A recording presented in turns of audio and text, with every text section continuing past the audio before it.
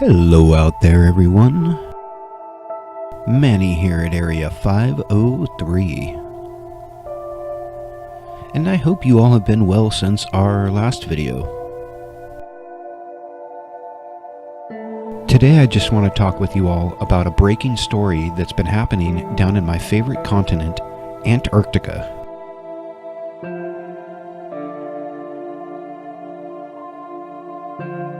On December 13th, 2018, the New York Times posted this article titled, "Two Workers Die at American Research Base in Antarctica."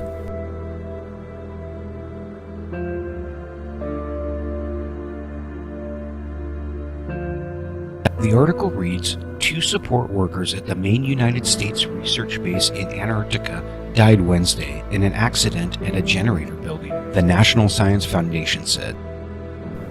The victims were fire technicians employed by PAE, a contractor based in Arlington, Virginia that provides logistical and technical support in Antarctica and elsewhere. The foundation, a federal agency that runs the United States program in Antarctica, did not make public information about the victims, but said their next of kin had been notified. Emails and phone calls to PAE on Thursday morning were not immediately returned.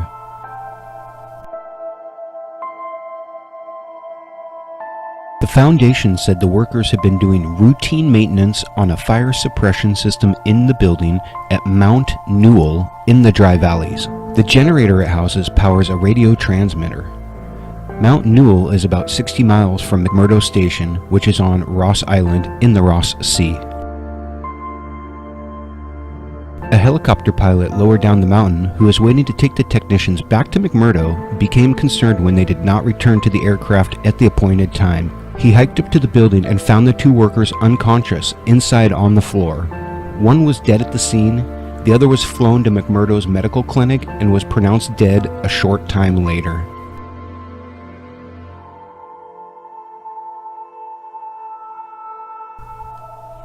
The foundation said that the accident was being investigated. The article then continues on with some information about McMurdo and Antarctica in general. However, it's not relevant to the current story, so I'm just going to leave it out. The full article will be linked below in the description if you'd like to go read it.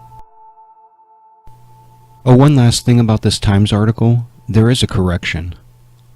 An earlier version of this article, using information provided by the National Science Foundation, described incorrectly how the victims were found. The Foundation later said that the helicopter pilot who discovered the victims was waiting on the ground at a nearby rendezvous point, not flying over the area.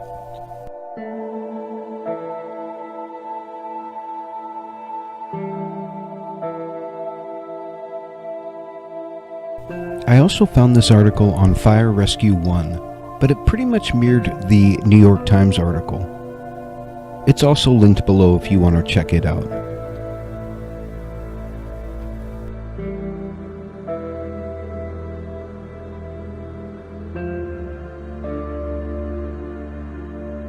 Later in the day, Reuters news service would add to the story stating, "No foul play suspected in deaths of two workers at U.S. research station in Antarctica."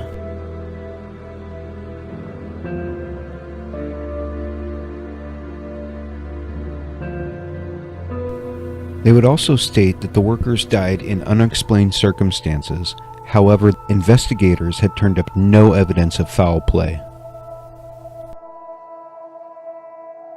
Peter West, who is spokesman for the NSF, also said they believed that the deaths resulted from some sort of accident or mishap. PAE did not respond to requests for comments. Okay, just to recap what we know. Two contract workers in Antarctica are found dead or dying by their pilot. The National Science Foundation releases conflicting reports about a seemingly minor detail by correcting its previous press release. One man dies on the scene, and the other dies shortly after. The NSF says the two died in unexplained circumstances. However, there was no evidence of foul play, adding that they felt the cause was some sort of accident or mishap. And PAE, the employer of the two dead workers, had no comment.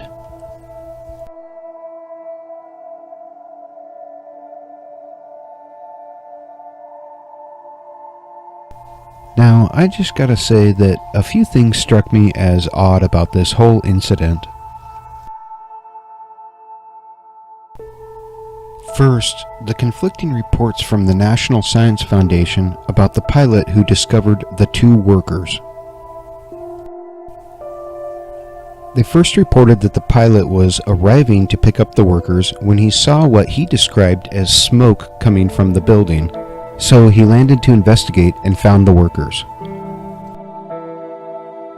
They then changed the story to read, the pilot was on the ground waiting for the workers and became concerned when they missed the rendezvous time. He then went to investigate and found them.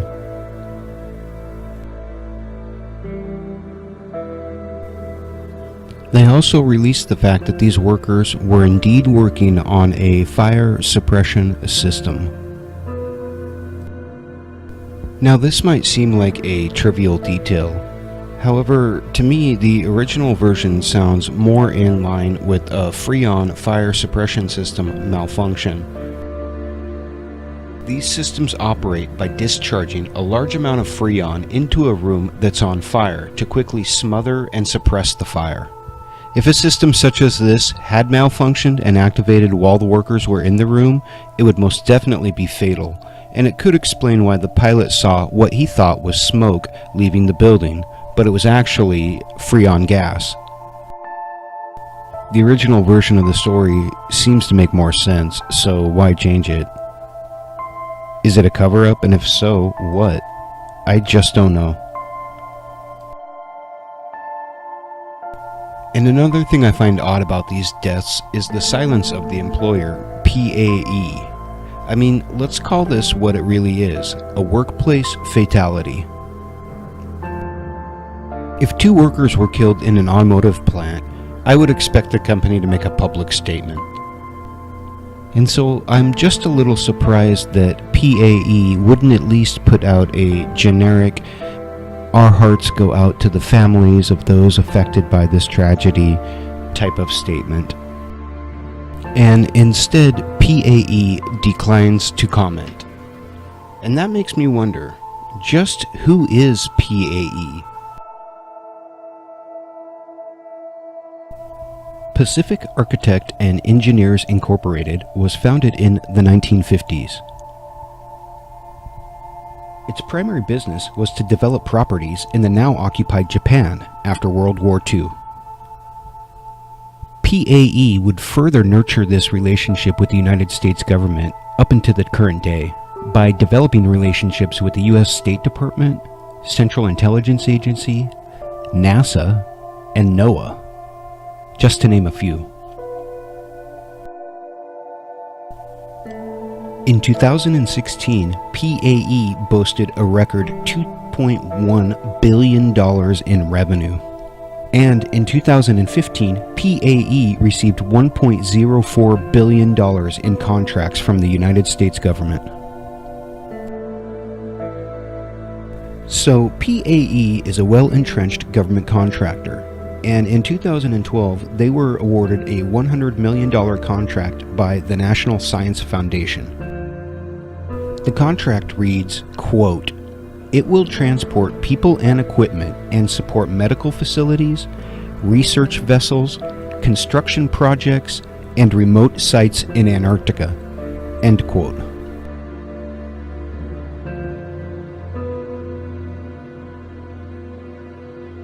Well, the more I dig into this, the more confused I get about the whole thing. I mean, what is this longtime government contractor with ties to the State Department and the CIA doing down in Antarctica in the first place? It seems a little suspicious to me, but now I understand why PAE made no comment. These types of companies seldom operate in the public view, and their silence only promotes speculation. Well guys, that's all the information I could find on the 2 mysterious deaths in Antarctica. I started out thinking that this was just exactly as it was represented, a tragic accident. However, the more I dig into this thing, the more suspicious I become that there may be more to this story than the public is being told. The changing of the story by the NSF, the unexplained manner of the deaths, the odd silence of the employer, all of these things cast doubt on the official explanation. I truly don't know what went on down there, but I'm going to keep digging into this story and I'm going to follow up on it. So until next time, folks, this has been Manny SixFingers at Area 503, and I wish you all the best until we meet again.